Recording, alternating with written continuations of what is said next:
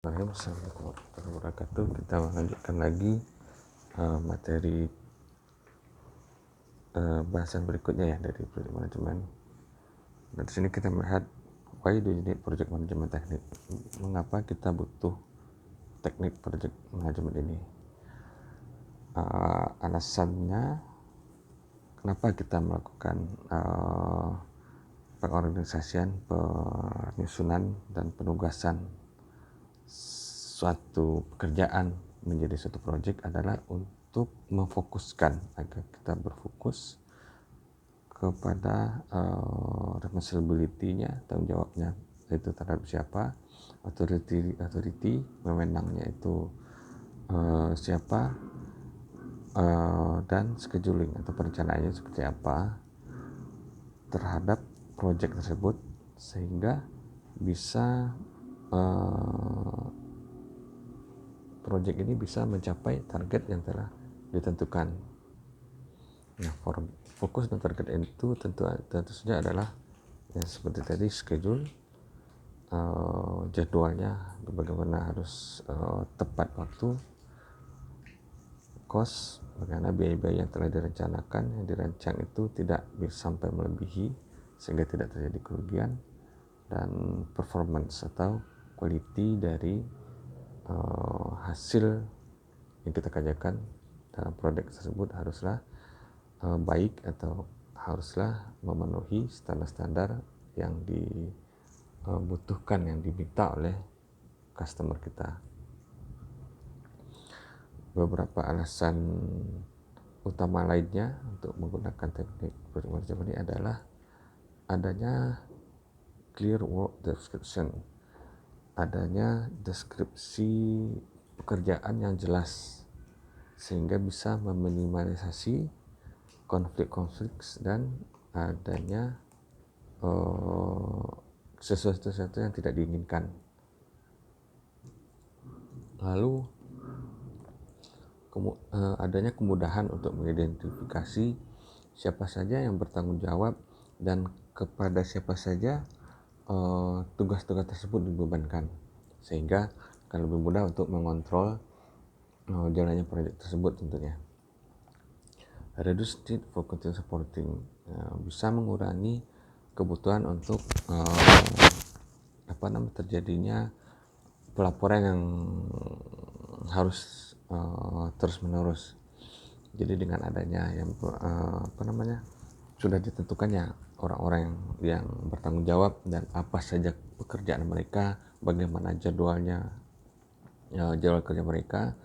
Nah, tentu cukup dibutuhkan reporting atau pelaporan-pelaporan yang berkala saja, bisa ditetapkan timeline-nya, tidak perlu setiap hari dan setiap saat seperti itu.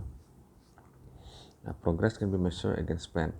Jadi progres pekerjaan tersebut bisa diukur dan bisa dipantau dengan gampang terhadap plan rencana yang telah kita tetapkan di awal project. Nah, time limits for task completion are more easily specified. Mudah untuk menentukan limit waktu penyelesaian tugas-tugas yang ada di dalam proyek tersebut. Nah, ada dua tipe dari aktivitas project management. Yang pertama adalah project planning and the definition of activities, perencanaan dan penentuan aktivitas-aktivitas dari proyek. Lalu project implementation and control activities. Lalu pelaksanaan dan pengontrolan dari aktivitas. Dalam kata-kata yang sederhananya adalah menentukan dan melakukan, memutuskan dan melakukan, deciding and doing. Jadi itulah dua tipenya dari pelaksanaan aktivitas proyek. Nah, yang pertama, tipe pertama adalah planning, planning and the definition of activities, penentuan dan perencanaan aktivitas, penentuan tujuan dan target dari proyek, menentukan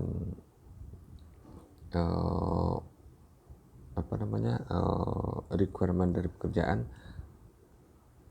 kebutuhan dari pekerjaan ini, proyek ini harus seperti apa, kalau bilang produknya harus seperti apa, itu sudah dijelaskan dari awal.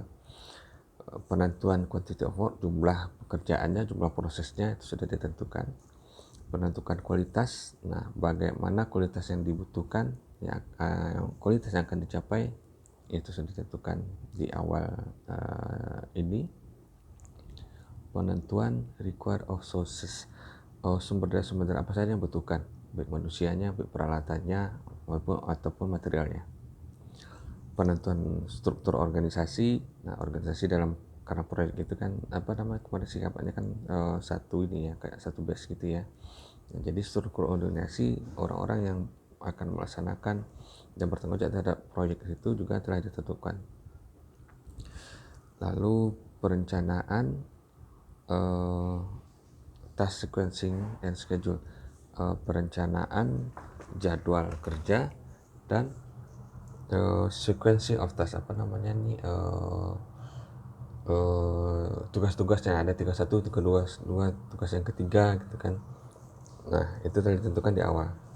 Dan berikutnya adalah planning the budget, perencanaan dari budget, bagaimana budget itu harus direncanakan juga sedari awalnya.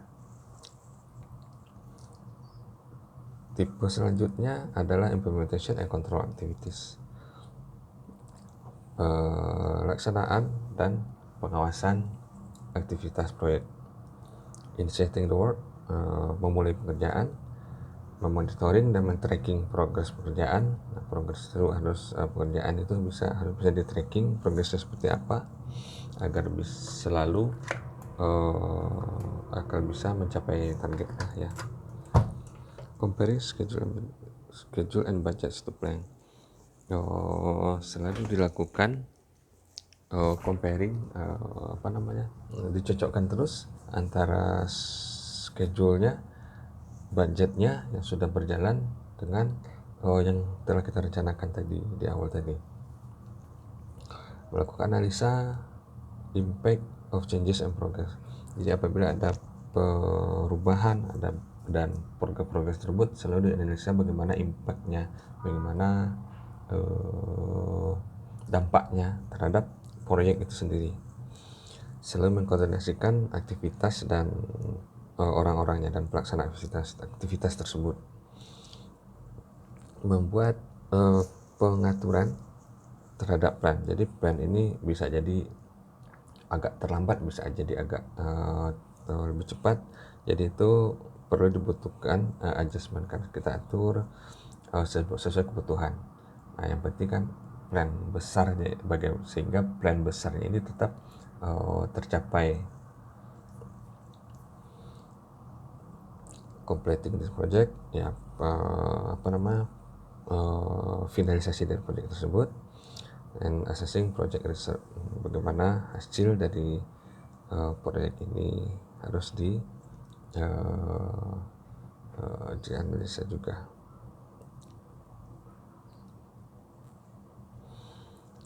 Beberapa faktor keberhasilan dalam proyek manajemen ini adalah appropriate skill project manager. Bagaimana kita bisa mendapatkan project manager itu yang benar-benar bagus lah, yang punya skill yang cukup dan tepat untuk proyeknya, sesuai dengan proyeknya. Karena proyek ini kan macam-macam. Jadi jika sampai kita ambil project kita mempunyai project mechanical project, tapi yang diambil adalah project manajemen dan project manager yang mempunyai skill sipil gitu, skill bangunan gitu, itu tidak cocok penempatannya. Clear authority for the PM to act, jadi harus ada pemberian tanggung jawab yang jelas kepada si PM ini, istilahnya project manager ya, project manager ini untuk melakukan dan mengambil tindakan. Harus komit dengan metodologi dari project management ini. Nah, project management tim tersebut harus setuju dengan project goal. Jadi maka penetapan target project tadi kan dari awal sudah dilakukan.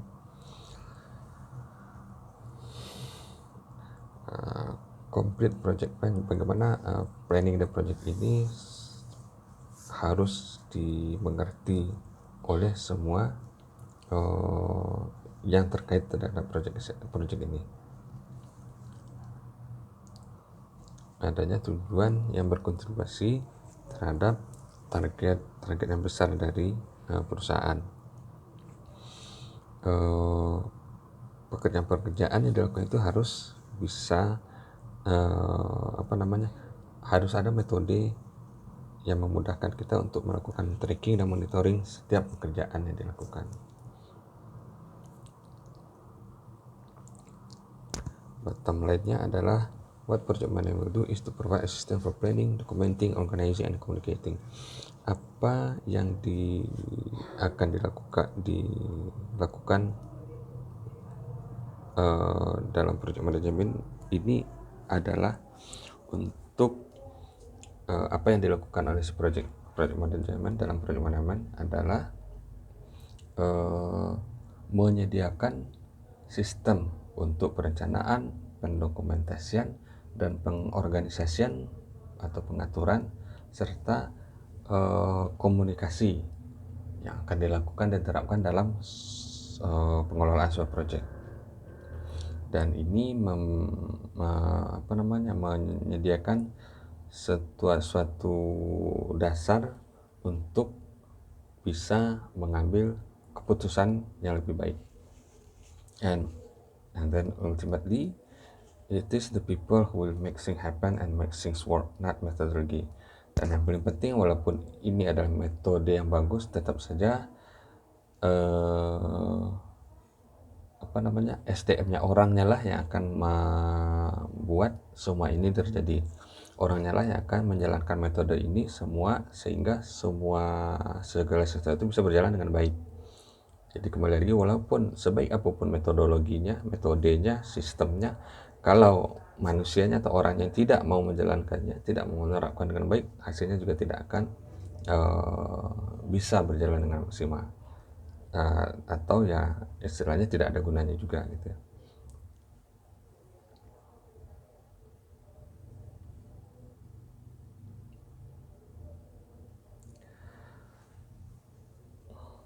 Kita masuk ke proses dari project manajemen. Pertama, project tersebut adalah bersifat unik, one time operational, sifatnya unik dan hanya sekali saja. Itu ya project. Jadi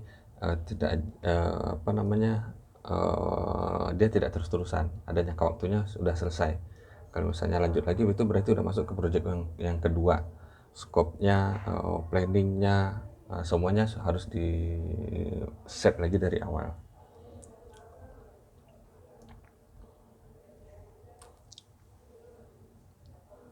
Nah, di sini dalam project itu ada project team yang akan bekerja bersama ngurus project ini, ada project manajernya. Nah, itu yang kalau di perusahaan mungkin itu direkturnya lah gitu kan ya, ini yang paling bertanggung jawab terhadap segala sesuatunya. Nah, ada mereka akan merencanakan dan membuat scope dari proyek tersebut itu apa saja. Lalu ada sistemnya WBS kan, work breakdown, struktur dari pekerjaan itu harus dipecah-pecah sehingga dia bisa lebih gampang di kontrol. Nah, order contohnya seperti ini kan, yang akan dibuat itu adalah order system. Lalu WBS dan strukturnya itu dipecah menjadi ada hardware, software, dan personal. Dan nanti ada lagi yang kecil-kecil dipecah. Hardware itu terdiri atas apa, dipecah lagi. Itu adalah WBS, work breakdown structure. Nah, ini contohnya ada lagi responsibility assignment matrix. Jadi contohnya OBS unitnya orang-orang yang dibutuhkan ya. Base activity of activity dari hardware instalasi hardware. Pertama adalah area preparation, ada technical atau engineer, ada wiringnya, ada connection. Hardware engineering dibutuhkan pada saat area preparation itu ada 3 butuh orang. Technical engineering pada saat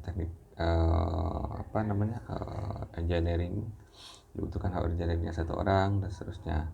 Ada juga dibutuhkan ini sistem engineer-nya, software engineer, technical support, electrical staff, hardware vendor, quality manager, customer relation. Nah, quality manager dibutuhkan pada saat melakukan connection saja. Nah, itu butuhkan sebenarnya 3 orang.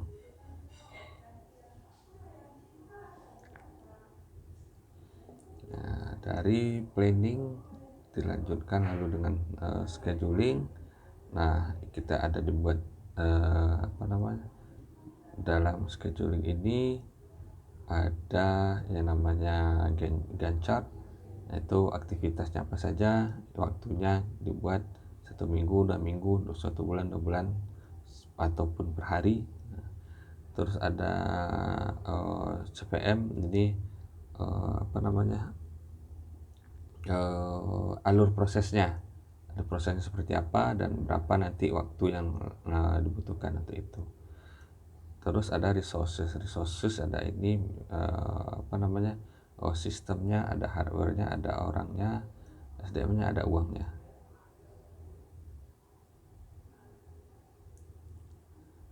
Lanjut, berikutnya adalah kontrol, pengawasan. Di sini bisa dicek apakah dia stay on schedule. Terus dilakukan risk analysis and quality controlnya seperti apa, kecenderungan kualitasnya bagaimana, cost controlnya, cost juga harus dikontrol apakah sudah melebihi atau di bawah atau tepat. Ada beberapa elemen dari project.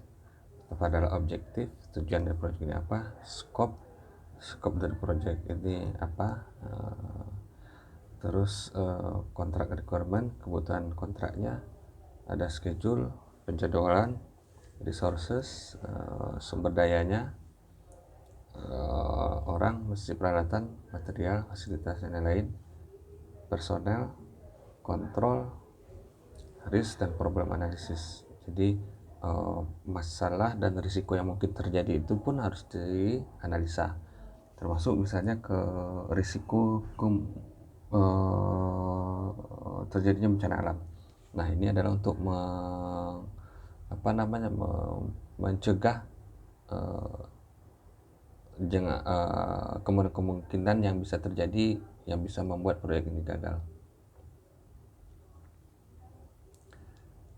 Pertama, kita lihat scope statement and work breakdown structure.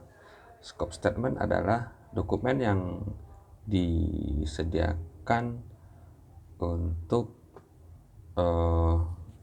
bagaimana kita saling memahami dan menjustifikasi hasil dari proyek, bagaimana hasil yang diinginkan terhadap suatu proyek ini. Itulah scope-nya. Jadi bagaimana proyek ini kita inginkan nantinya. Terus ada statement of work, yaitu deskripsi yang tertulis terhadap atas tujuan yang akan dicapai dari proyek ini. Dan ada work breakdown structure atau WBS, yaitu breakdown dari proyek tersebut ya menjadi komponen-komponen yang sangat kecil, seperti tadi di contoh di awal ya. Dia dipecahkan menjadi tugas besar dari proyek itu dipecah menjadi subkomponen dipecah menjadi aktivitas ini nanti bisa di breakdown lagi, jadi pecah lagi menjadi tugas-tugas.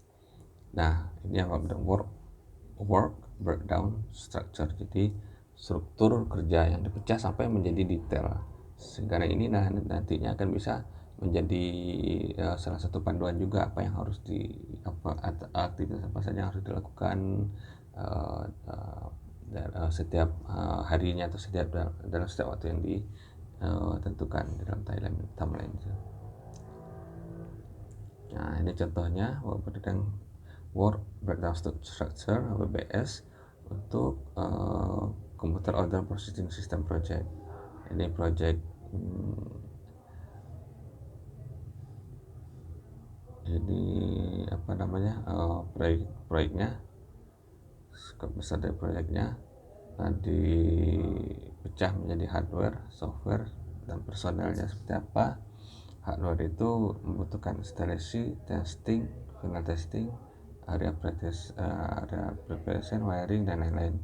Untuk software system ada developmentnya, testingnya, training, changeover, development, ada software communication, modification, dan sistem. Personel ada rekrutmennya, ada job training, ada orientasi, sebelumnya ada interview, ada tes. Nah, ini ya contohnya rekrutmen, ada testing, interview, terus rekrut.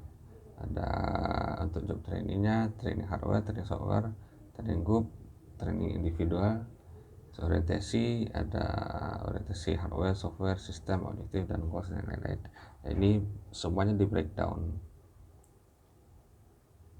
atau dijabarkan lagi gitu dengan detail.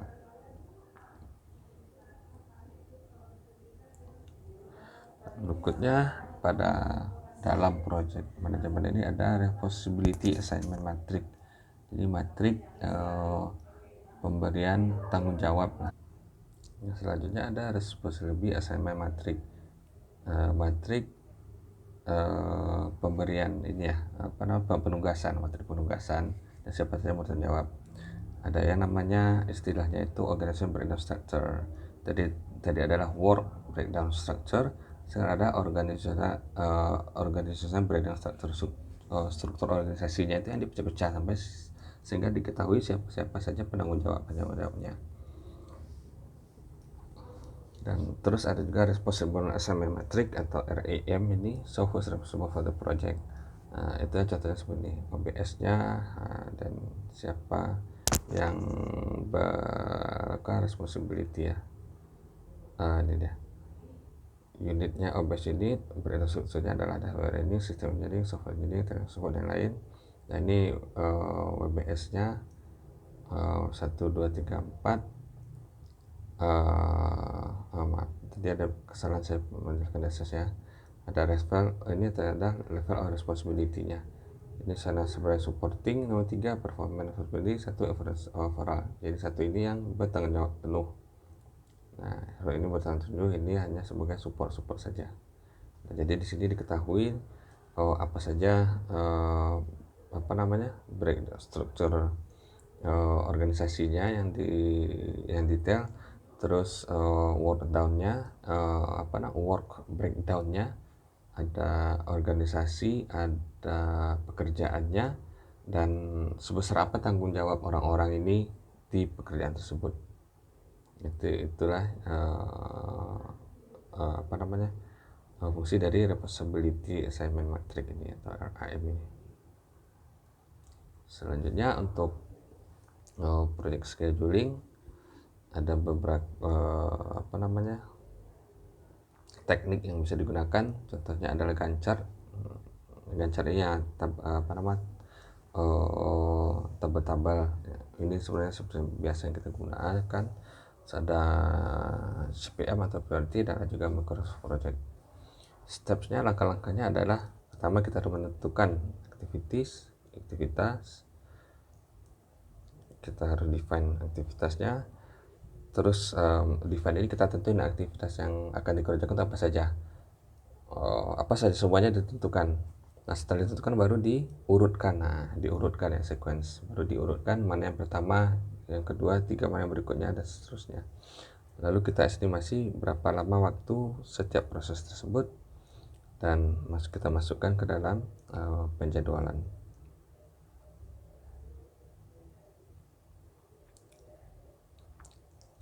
Nah, kita lihat Gantt chart ini adalah grafik atau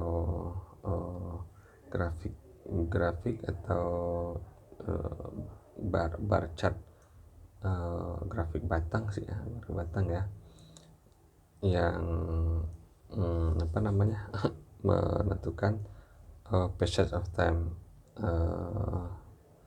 berapa waktu yang dilewati. Nah ini bisa dapat memberikan visual display dari proyek. Jadi inilah apa namanya secara visualisasi ya, jadi kita gampang melihat jadwal di proyek ini seperti apa. Ada juga istilahnya slack itu adalah jumlah waktu dan aktivitas yang bisa dinilai, jadi slack adalah waktu yang bisa ditunda tanpa harus menunda jadwal utama dari proyek tersebut. Nah ini ya contohnya Gantt chart atau bar chart, ini kan ada batang-batang semua. Contohnya kan waktunya, aktivitasnya apa, perancangan butuh waktu sekian bulan, fondasi sekian bulan, dan seterusnya.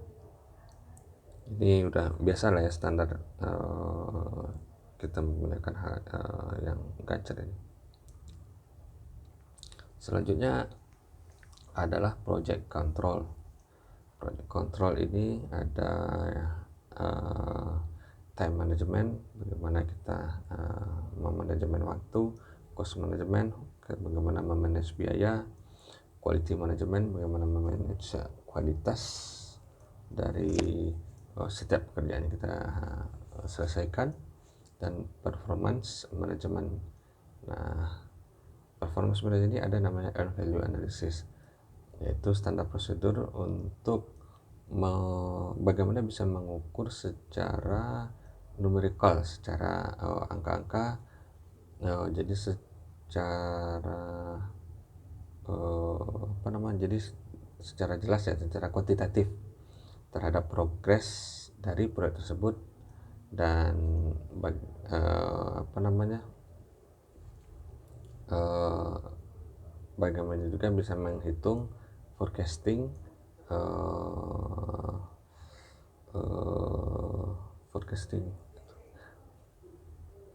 forecasting memperkirakan kapan completion date-nya, tanggal penyelesaian dari proyek ini, bagaimana biayanya, dan apa namanya variasi budgetnya seperti apa. Nah, terus komunikasi pasti paling penting ya untuk bisa melakukan kontrol segala sesuatunya. Dan ada juga namanya enterprise project management. Sebenarnya CPM dan PERT. Nah, CPM ada critical path method. Nah, ditemukan di diperkenalkan oleh Dupont and Run pada 1956. Ya, ini CPM ini menentukan lama waktu tugas. Nah, dia adanya effective or not network construction. Jadi kedepan method ini nanti yang seperti ini ada aktivitas 1, 2, 3, 4, 5. Nah ini saling berhubungannya seperti apa. Nanti kita cari mana yang paling kritis, yang paling mungkin untuk atau paling lama selesainya.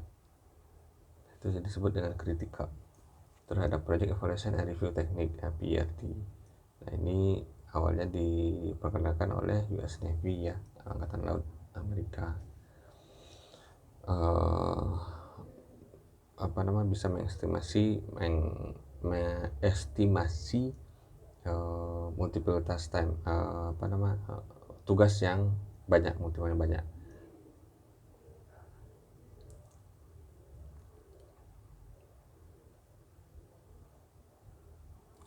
Nah, project no-hour itu ada seperti ini, ada namanya aktivitas on node, aktivitas pada node atau pada titik, aktivitasnya pada titik ini. Dan ada aktivitas on arrow. aktivitas pada panah. Nah, untuk AON ini aktivitas itu adalah aktivitas itu sendiri terjadi pada yang 1, 2, 3 ini. Sedangkan si panah ini menunjukkan ini precedence relationship, hubungannya siapa yang sebelum dan setelahnya. Nah, untuk activity on arrow atau AOA, arrow represent activities. Nah, jadi aktivitas itu ada di panah ini yang di aktivitasnya. Kalau tadi kan yang bulatannya, dan node atau bulat itu adalah event per point in time, kejadian-kejadian yang terjadi pada suatu waktu tertentu. Nah, event ini bisa berupa completion atau beginning, pemulaan, mulainya suatu project atau akhirnya suatu project. Nah, itu event. Terus ada istilahnya dummy adalah dua aktivitas atau lebih yang tidak bisa diakhiri dan diawali pada saat yang bersamaan. Ini contohnya AON, Network for House Building Project, untuk contoh pada pembuatan rumah gitu kan ya. Nah, start yang dilakukan adalah ini perancangan dari melakukan perancangan rumah. Bagian yang atas ini adalah urutannya 1, 2, 3, 4, 5, 6, 7, urutan proses. Ya, ini adalah waktunya 3. Nah, kita ambil 3 bulan, 2 bulan, 1 bulan, 3 bulan, 1 bulan, 1 bulan, 1 bulan. Nah, ini AON ya, activity on node. Jadi aktivitas itu ada di sini. Ini aktivitasnya di sini, di sini, di sini. Nah, ini hubungannya. Setelah pertama bisa dilakukan aktivitas kedua, dan juga bisa dilakukan aktivitas yang ketiga secara bersamaan. Nah, aktivitas yang ketiga, yang kedua ini butuh waktu 2 bulan. Setelah selesai aktivitas kedua, baru bisa dilaksanakan aktivitas yang keempat dan yang kelima. Yang keempat ini selamanya 3 bulan, dan yang kelima 1 bulan. Yang kelima ini baru bisa dilaksanakan apabila yang aktivitas ketiga dan kedua ini selesai, baru dia bisa mulai. Yang keempat juga 2 dan 3 selesai, baru dia bisa mulai. Nah, yang ketujuh ini adalah finish dari pekerjaan tersebut atau proyek tersebut selesai. Itu baru bisa dilaksanakan, bisa terselesaikan apabila si aktivitas nomor 4 dan nomor 5 ini selesai bersama, sudah terselesaikan. Nah, dari sini bisa dilihat, nah waktu time ini 3, 2, 3, 1, 5, 9 ya. 9, ini 3, 1, 1, 1, 1, 3, 4, 5, 6, 7 bulan. Nah, berarti ini ada 9 bulan. Berarti ini adalah critical time. Critical time itu adalah 9 bulan. Jadi inilah nanti yang harus kita maintain dengan baik.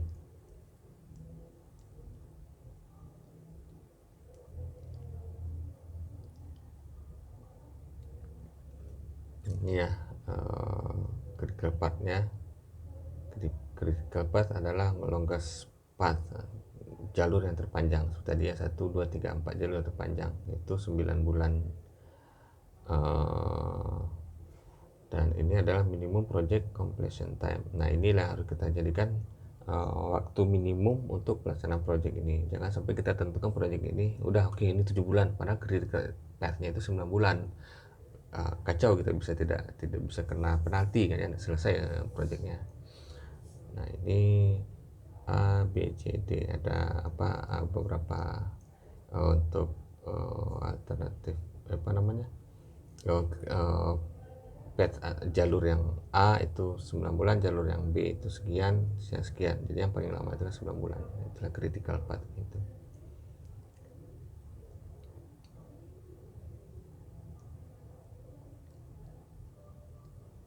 Oke, berikut. Nah, inilah tugas kelompok yang silakan Anda buat. Anda bagi dalam kelompok ini 3 sampai mungkin maksimal 4 orang lah, maksimal 3 orang, 3 sampai 4 orang. Anda buat kelompok dan ini Anda kumpulkan nanti sebelum UAS sebagai salah satu penugasan tugas besar Anda. Oke, sekian materi dari project manajemen. Sekian, terima kasih. Wassalamualaikum warahmatullahi wabarakatuh.